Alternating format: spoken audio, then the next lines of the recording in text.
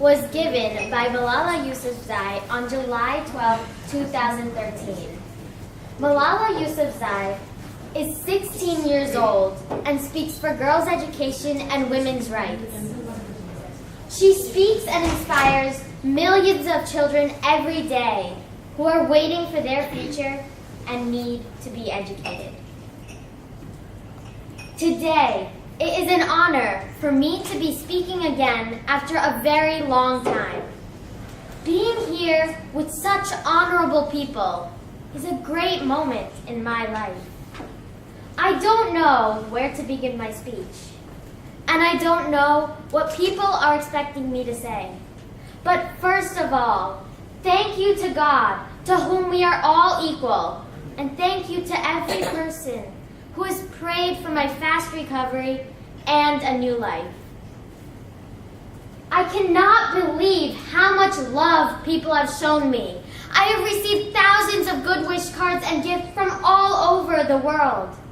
Thank you to them all. Thank you to the children whose innocent words encouraged me, and thank you to my elders whose prayers strengthened me. I would like to thank my nurses, doctors, and all of the staff in my hospitals in Pakistan, the UK, and the UAE government for all their support to strengthen me. I fully support Mr. Ban Ki-moon, the Secretary General for Global Education First Initiative, and the work of UN Special Envoy, Mr. Gordon Brown. They both continue to lead and inspire us all to action. Dear sisters and brothers, do remember one thing. Malala Day is not my day. Today is the day of every woman, every boy, and every girl who have raised their voice for their rights.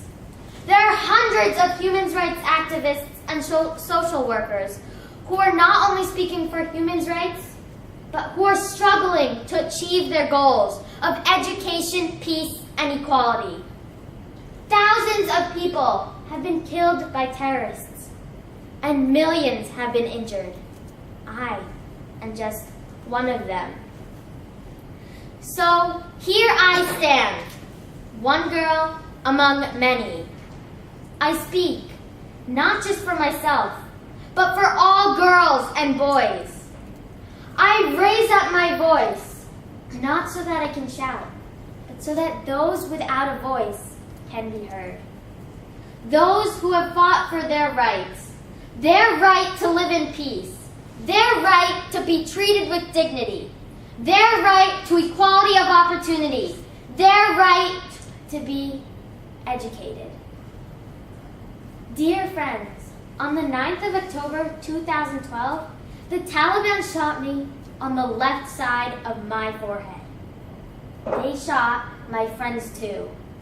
And they thought that those bullets would silence us. But they failed.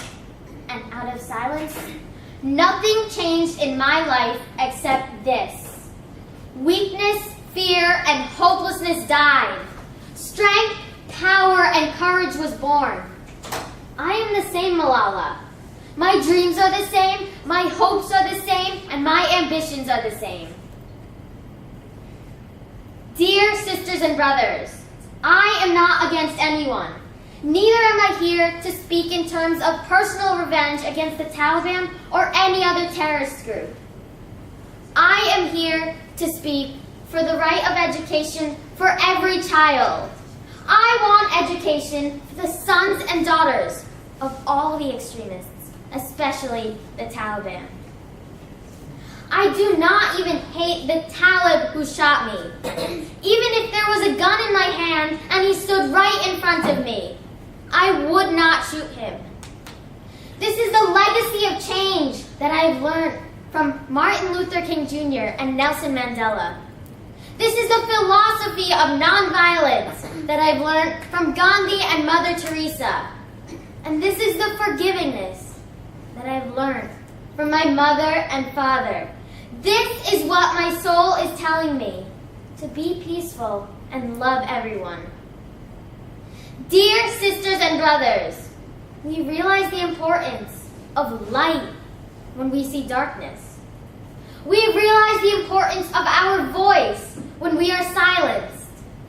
In the same way, when we were in Swat, the north of Pakistan, we realized the importance of pens and books when we saw the guns. The wise saying, "The pen is mightier than the sword," was true. The extremists are afraid of pens and books. The power of education frightens them.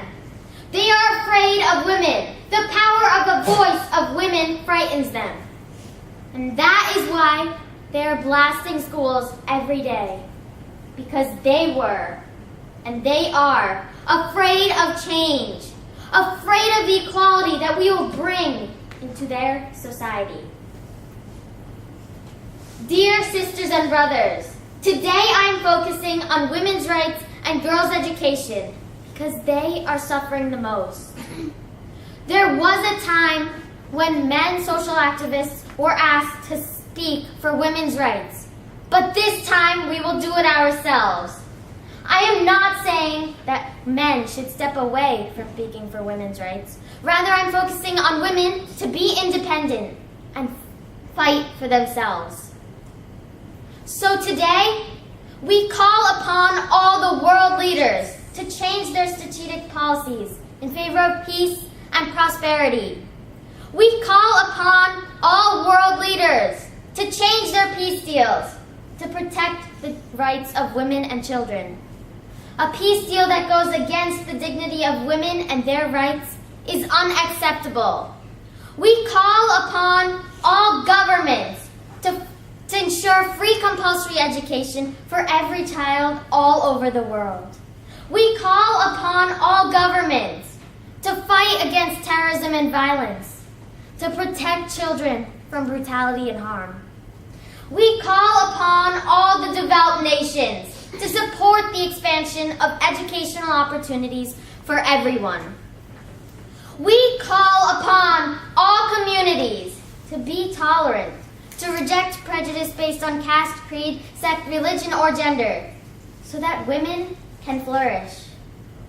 We cannot all succeed when half of us are held back. We call upon our sisters to be brave, to embrace the strength within themselves and realize their full potential. We want a bright and peaceful future for everyone. We will speak with our words and bring change through our voice. No one can stop us. Because we are all united for the cause of education. And if we want to achieve our goals, then let us empower ourselves with the weapon of knowledge. And let us shield ourselves with unity and togetherness. We must not forget that millions of people are suffering from poverty, injustice, and ignorance. We must not forget that our sisters and brothers are out of schools every day. And we must not forget that our sisters and brothers are waiting for a bright and peaceful future. So let us wage a global struggle against illiteracy, poverty, and terrorism. And let us pick up our pens and books. They are our most powerful weapons. One child, one teacher, one pen, and one book can change the world. Education is the only solution. Education first. Thank you.